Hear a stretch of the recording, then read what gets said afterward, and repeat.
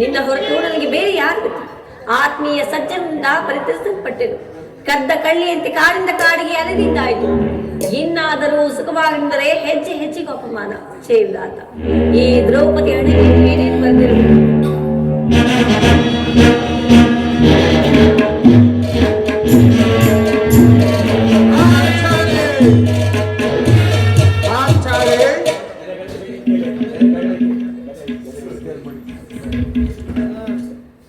ಪಾಂಚಾಲಿ, ಏಕೆ ರೋಧಿಸುತ್ತಿರುವೆ? ನಿಷ್ಕಾರಣವಾಗಿ ಅಳುತ್ತಿರುವೆ ಏಕೆ? ಹೇಗೆ, ಏನಾಯ್ತು? ಕಾರಣವೇಳು? ನಾನು ನಿಷ್ಕಾರಣವಾಗಿ ಅಳುತ್ತಿಲ್ಲ. ನನ್ನ ಅಳುವಿಗೆ ಒಂದಲ್ಲ 10 ಕಾರಣಗಳು. ನೀವಾರು ಪುರುಷರು, ನಿಮ್ಮನ್ನು ಯಾರಾದರೂ ಅಪಮಾನ ಪಡಿಸಿದರೆ ಅಥವಾ ದುರ್ವಾಕ್ಯದಲ್ಲಿ ನಡೆದರೆ ಅವರಿಗೆ ನೀವೇ ತಕ್ಕ ಪ್ರತಿಕಾರ ಮಾಡುವುದು. ಆದರೆ ಸ್ತ್ರೀಯ ವಿಚಾರವು ಹಾಗಲ್ಲ. ಅನ್ನ ವಸ್ತ್ರಗಳಿಗಾಗಿ ಆಕೆ ಪರನ್ನು ಆಚರಿಸಬೇಕು. ಶೇವಿದಾತ, ಇಂತಹ ಪರಾಧೀನ ಸ್ತ್ರೀ ಜಾತಿಯನ್ನು ಏಕೆ ರಕ್ಷಿಸಿರುವೆ?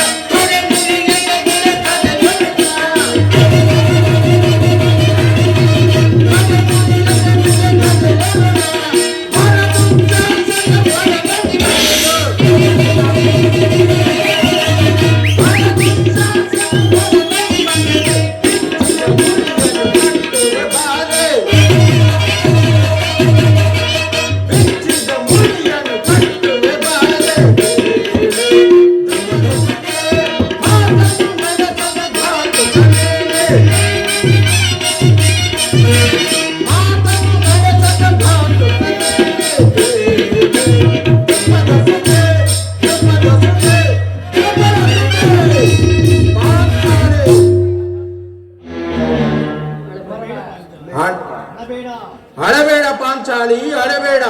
ಸ್ತ್ರೀಯರ ಪರಾಧೀನತೆಯು ನಮ್ಮ ಸಮಾಜದ ನಿಯಮ, ಭಗಸ್ವರೂಪರಾದ ಋಷಿಗಳ ಆಜ್ಞೆ. ಏನೆಂದಿರಿ? ಕೈ ಹಿಡಿದ ಪತ್ನಿಯನ್ನು ದ್ಯೂತಲ್ಪಣವಾದ ಸೋಲುವಂತೆ ಆ ನಿಮ್ಮ ಋಷಿಗಳೇ ಆಜ್ಞೆ ಮಾಡಿದ್ದರಲ್ಲವೇ?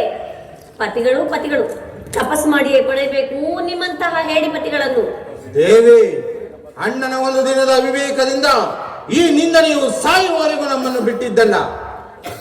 ಆಗಿದ್ದು ಆಗಿ ಹೋಯಿತು. ಈಗ ಏನಾಯ್ತು ಅದನ್ನು ಎನ್ನೊಡನೆ ತಿಳಿಸಬಾರದೆ? ತಿಳಿಸುವೆನು, ಆದ್ರೆ ಅದರಿಂದ ನನಗಾಗುವ ಪ್ರಯೋಜನವಾದ್ರೂ ಏನು? ತಾವಷ್ಟೇ ಆಗಲಿ ಅಣ್ಣನ ಆಜ್ಞಾಧಾರಕರಲ್ಲವೇ? ಅದು ಅಂದಿನ ಮಾತು. ನಾನು ಈಗ ಯಾರ ಆಜ್ಞಾಧಾರಕನೂ ಅಲ್ಲ. ಹಾಗಾದ್ರೆ ಹೇಳು ಕೇಳಿ. ಇಂದು ಹಸನಾಂಬೆ ಮಂದಿರಕ್ಕೆ ದೇವಿ ದರ್ಶನಕ್ಕೆಂದು ಹೋಗಿದ್ದೆನು.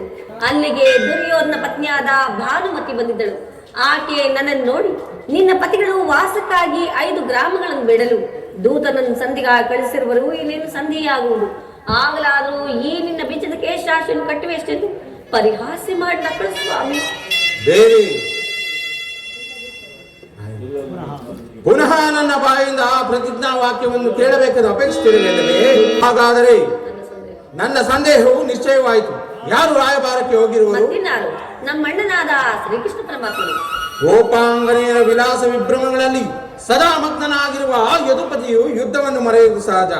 ದೇವಿ, ಅರ್ಜುನನು ದ್ವಾರಕೆಯಿಂದ ಹಿಂದಿರುಗಿದಾಗಲೇ ನನಗೆ ಹೀಗಾಗಬಹುದೆಂದು ತಿಳಿದಿತ್ತು. ಭಾನುಮತಿಗೆ ಏನೆಂದು ಉತ್ತರವನ್ನು ಕೊಟ್ಟೆ? ಪ್ರಾಣೇಶ್ವರ, ನಾನೆಷ್ಟೇ ಆಗ್ಲಿ ನೀನು ಸ್ತ್ರೀ ಪತ್ನಿ ಅಲ್ಲವೇ? ಅವಳ ಪ್ರಶ್ನೆಗೆ ತಕ್ಕ ಉತ್ತರವನ್ನೇ ಕೊಟ್ಟಿರುವೆನು. ಅದೇ ಏನೆಂದು? ನಿನ್ನ ಕಟ್ಟಿದ ಮುಡಿಯನ್ನು ಬಿಡಿಸುವ ತನಕ ಈ ನನ್ನ ಬಿಚ್ಚಿದ ಮುಡಿಯನ್ನು ಕಟ್ಟುವುದಿಲ್ಲವೇ ಭಾನುಮತಿ ಎಂದು. ಬಾಪು ಪಾಂಚಾಲಿ, ಬಾಪು ಸರಿಯಾದ ಉತ್ತರವನ್ನೇ ಕೊಟ್ಟಿರುವೆ.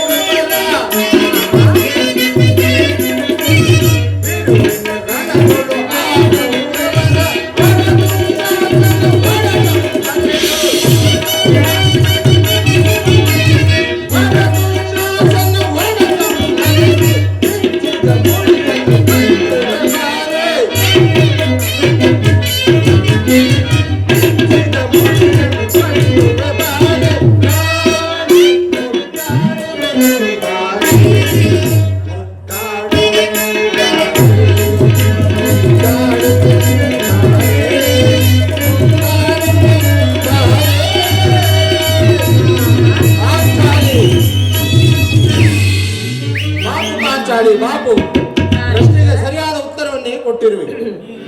ನೀನು ನಮ್ಮ ಸಂಗಡ ಕದನ ಮಾಡುವುದರಲ್ಲಿ ನಿನ್ನ ಚತುರತೆಯನ್ನು ಮುಗಿಸಿದ್ದೆ. ಇಲ್ಲ, ಅದು ಮುಗಿದಿಲ್ಲ. ನೀನು ಚತುರಳು, ಮಹಾ ಚತುರಳು. ಪ್ರಾಣೇಶ್ವರ,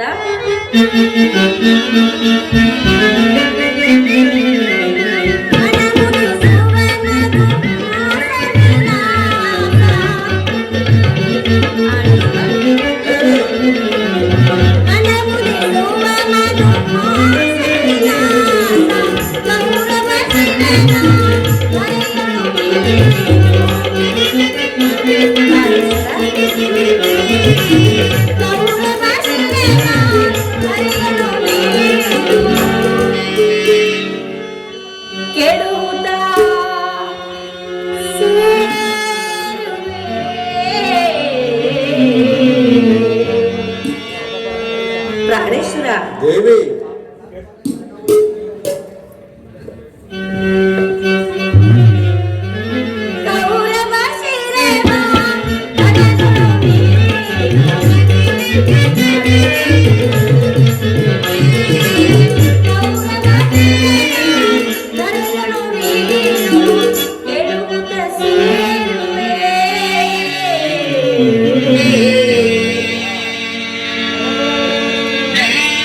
ಪ್ರಾಣೇಶ್ವರ ದೇವಿ, ಸ್ವಾಮಿ ದೇವಿ, ಕೋಪವೇ ಇಲ್ಲವಲ್ಲ? ಮುಖದಲ್ಲಿ ನಗು ಇಲ್ಲವಲ್ಲ ಸ್ವಾಮಿ?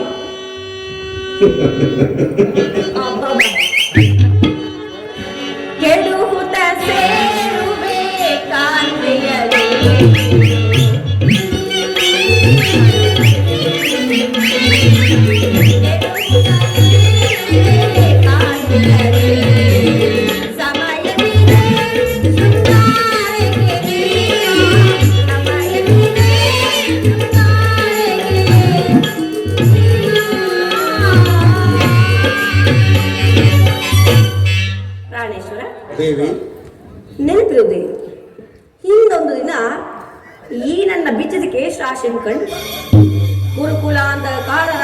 ಸಂಬೋಧಿಸಿದಿರಿ ಮತ್ತು ಇನ್ನೂ ಏನೇನು ನುಡಿಯಿಲ್ಲವೇ? ಪುನಃ ನನ್ನ ಬಾಯಿಂದ ಪ್ರತಿಜ್ಞಾ ವಾಕ್ಯವನ್ನು ಕೇಳಬೇಕೆಂದು ಅಪೇಕ್ಷಿಸಿರುವಲ್ಲವೇ? ಮಾಡಿದ ಪ್ರತಿಜ್ಞೆಯನ್ನು ಮರೆಯುವಂತೆ ಹೇಳಿ. ಹೇಳುವುದು ಮಾತ್ರವಲ್ಲ, ಹೇಳಿದಂತೆ ನಡೀಬೇಕೆಂದು ನನ್ನ ಇಚ್ಛೆ. ಸುಮ್ಮನೆ ಕೂತ್ರೆ ನಾವುದು ತಾವೆಷ್ಟೇ ಆಗಲಿ ಅಣ್ಣನ ಆಜ್ಞಾಧಾರಕರಲ್ಲವೇ? ಅಜ್ಜನ ಮಾತು. ನಾನೀಗ ಯಾರ ಆಜ್ಞಾಧಾರಕನೂ ಅಲ್ಲ.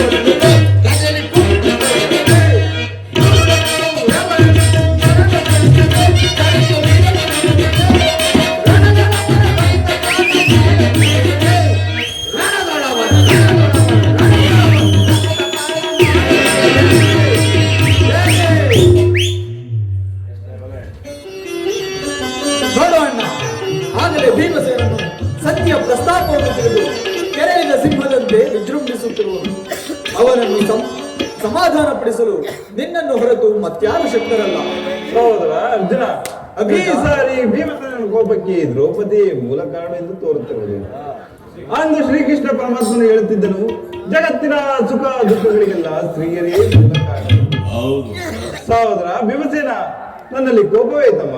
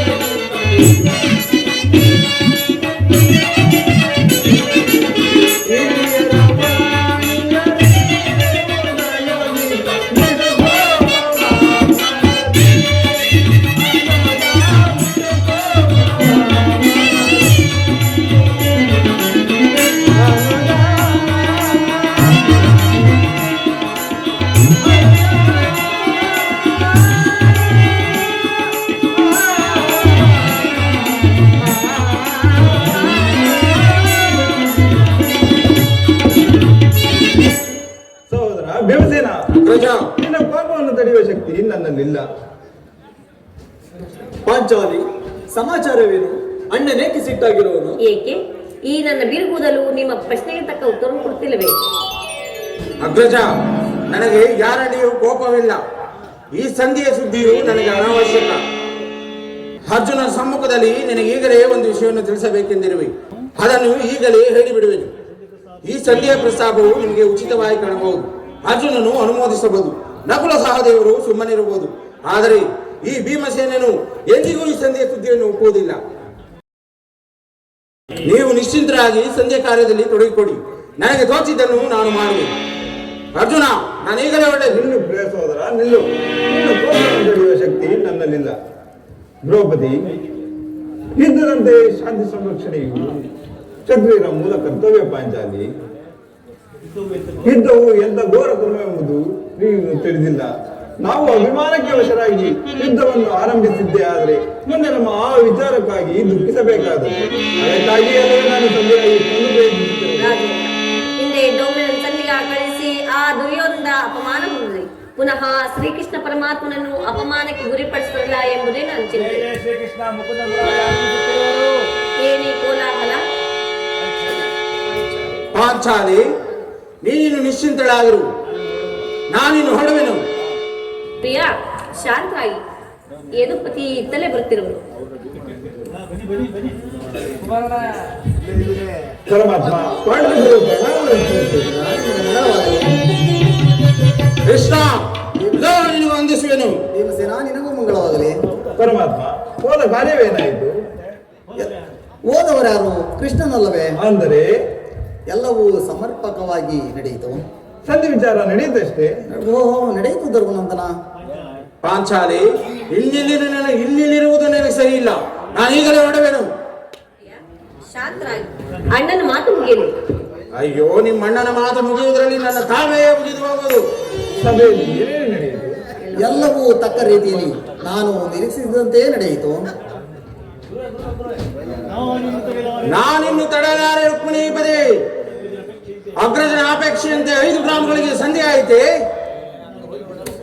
ಭೀಮಸೇನ, ನಾನು ಓದೋದು ಅದಕ್ಕಾಗಿ ಅಲ್ಲವೇ?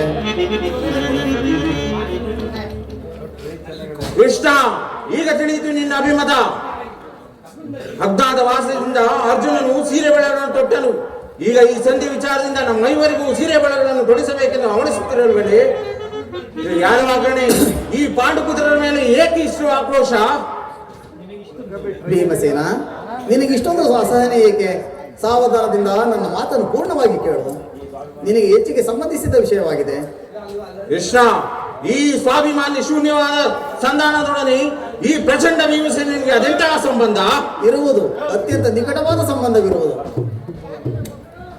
ಪರಮಾತ್ಮ, ಮುಂದೆ ಏನಾಯಿತು? ರಾಜ್ಯಸಭೆಯಲ್ಲಿ ನಿಮ್ಮ ವಿಚಾರವನ್ನು ತಿಳಿಸಿದರು. ಎಲ್ಲರೂ ಒಪ್ಪಿದರು. ಯಾರು ಯಾರು ಒಪ್ಪಿದರು? ಭೀಷ್ಮ ದ್ರೋಣಾದಿಗಳೆಲ್ಲರೂ ಒಪ್ಪಿದರು. ಆ ದೃಢ ದುರ್ಯೋಧನ ಆತನು ಸಹ. ಇಲ್ಲಿ ನನಗೆ ಕೆಲಸವಿಲ್ಲ. ನಾನು ಹೀಗಲೇ ಹೊರಡುವೆನು. ಈ ದುರ್ವಾರ್ತೆಯನ್ನು ಕೇಳಬೇಕೆಂದು ನಿನ್ನ ಅಪೇಕ್ಷೆಯಾಗಿತ್ತು. ಸಾಧಿಸಿದೆ. ಅದನ್ನು ಬಹಳ ಚೆನ್ನಾಗಿ ಸಾಧಿಸಿದೆ. ಸಾಧಿಸು, ಸಾಧಿಸು. ಭೀಮಸೇನ, ದುರ್ಯೋಧನನು ನಿನಗೆ ಒಂದು ಸಂದೇಶವನ್ನು ಕಳಿಸಿರುವನು. ಏನು? ದುರ್ಯೋಧನನ ಸಂದೇಶ? ಹಾಗಾದರೆ ಅದು ಸಂಧಿಯಾಗಲಾರದು. ಕೃಷ್ಣ, ಅದೇನು ಸಂದೇಶ ಹೇಳು. ಭೀಮಸೇನ, ಅದನ್ನು ಕೇಳುವ ಇಚ್ಛೆ ಇದ್ದರೆ ನನ್ನ ಬಳಿಯಲ್ಲಿ ಕೈಕಟ್ಟಿಕೊಂಡು ಕುಳಿತುಕೊಂಡರೆ ಮಾತ್ರ ಹೇಳುವೆನು. ಇಲ್ಲ, ನಿಂತಲೇ ಹೇಳಿಬಿಡು. ಇಲ್ಲ ಭೀಮಸೇನ, ನನಗೆ ನಿನ್ನನ್ನು ಕಂಡರೆ ಭಯ. ಸ್ವಲ್ಪ ಗದೆಯನ್ನು ದೂರದಲ್ಲಿಟ್ಟು ಕುಳಿತುಕೊಂಡರೆ ಮಾತ್ರ ಹೇಳುವೆನು. ಇದೇನು ಪರಿಹಾಸ್ಯ ಕೃಷ್ಣ? ಇದು ಪರಿಹಾಸ್ಯವಲ್ಲ ಭೀಮಸೇನ. ನಿನ್ನನ್ನು ಕಂಡರೆ ನನಗೆ ಅಷ್ಟೊಂದು ಭಯ. ಸರಿ, ನಿನ್ನ ಇಚ್ಛೆಯಂತೆ ನಡೆದುಕೊಳ್ಳುವೆನು. ಈಗಲಾದರೂ ಹೇಳು. ನೀನು ಕುಳಿತುಕೊಳ್ಳದ ಹೊರತು ಹೇಳುವುದಿಲ್ಲ ಭೀಮಸೇನ. ಆಗಲಿ. ನೀನು ಕೋಪ ಮಾಡುವುದಿಲ್ಲವಷ್ಟೇ. ಅದು ಕ್ಷಣಕಾಲ ಮಾತ್ರ. ಅರ್ಜುನ, ಕ್ಷಣಕಾಲ ಈ ಗದೆ ನೀಡಿದರು. ಆಗಲಿ ವಾಸುದೇವ. ಯಾಕನಸಿನಿ, ನಾನು ಹೇಳಿದಂತೆ ಮಾಡುವೆಯಾ ತಂಗಿ? ನಿನ್ನ ಮಾತನ್ನು ನಾನು ಎಂದಾದ್ರೂ ನಿರಾಕರಿಸಿರುತ್ತೇನೆ. ಹಾಗಾದರೆ ತೆಗೆದುಕೋ. ಈ ಹಗ್ಗದಿಂದ ನಿನ್ನ ಪತಿಯ ಕೈಗಳನ್ನು ಭದ್ರವಾಗಿ ಬಂಧಿಸು. ಇದೇನು ಪರಿಹಾಸ್ಯ ಬೇಡ? ಇದು ಪರಿಹಾಸ್ಯವಲ್ಲ ದ್ರೌಪದ. ಶತ್ರುಗಳ ಎಡಮುರಿಯನ್ನು ಬಿಡಿಸುವುದರಲ್ಲಿ ನೀನು ಮಹಾಪಂಡಿತೆಯಲ್ಲವೇ? ಅದರಂತೆ ನಿನ್ನ ಪತಿಯ ಕೈಗಳನ್ನು ಭದ್ರವಾಗಿ ಬಂಧಿಸಲು ಬರುವುದಿಲ್ಲವೆಂದು ತಿಳಿಯೋಣಷ್ಟೇ. ಭೀಮಸೇನ, ಸಂಧಿಯ ವಿಚಾರವನ್ನು ಕೇಳುವ ಇಚ್ಛೆ ಇದ್ದರೆ ಆಗಲಿ, ಹೇಳು. ಪಾಂಚಾಲಿ, ಪಾಂಚಾಲಿ, ಕೃಷ್ಣನು ಹೇಳಿದಂತೆ ನನ್ನ ಕೈಗಳನ್ನು ಬಂಧಿಸು. ಕೋಪಿಸಿಕೊಳ್ಳುವುದಿಲ್ಲವೇ? ಇಲ್ಲ, ಮನಸ್ಸಲ್ಲಿ ಸ್ವಾಮಿ. ಬಂಧಿಸಿ.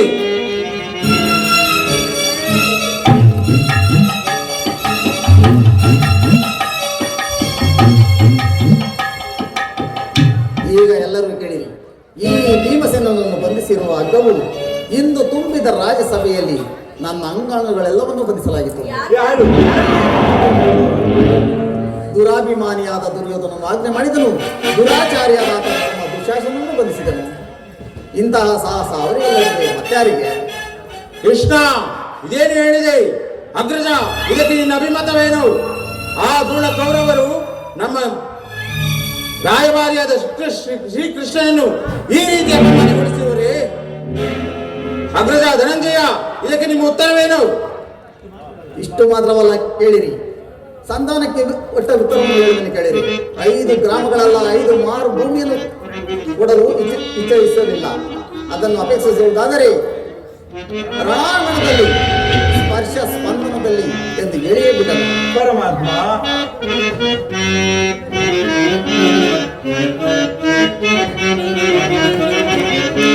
ಕಣ್ಣು ಕಣ್ಣು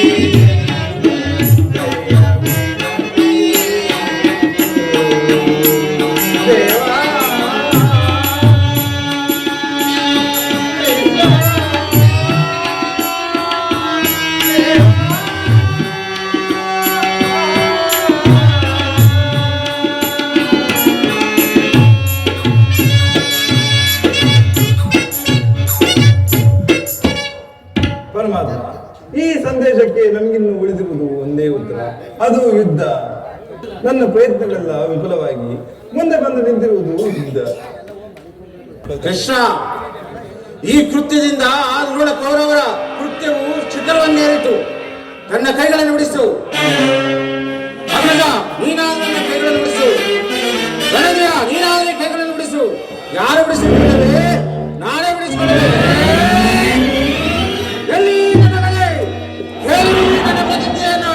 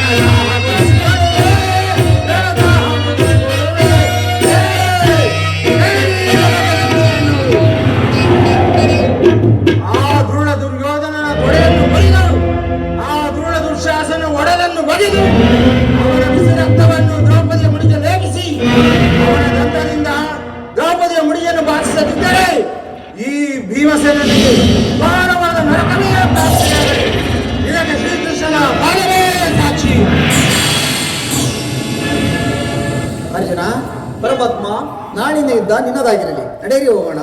ಆಗಲಿ ಬ್ರಹ್ಮ.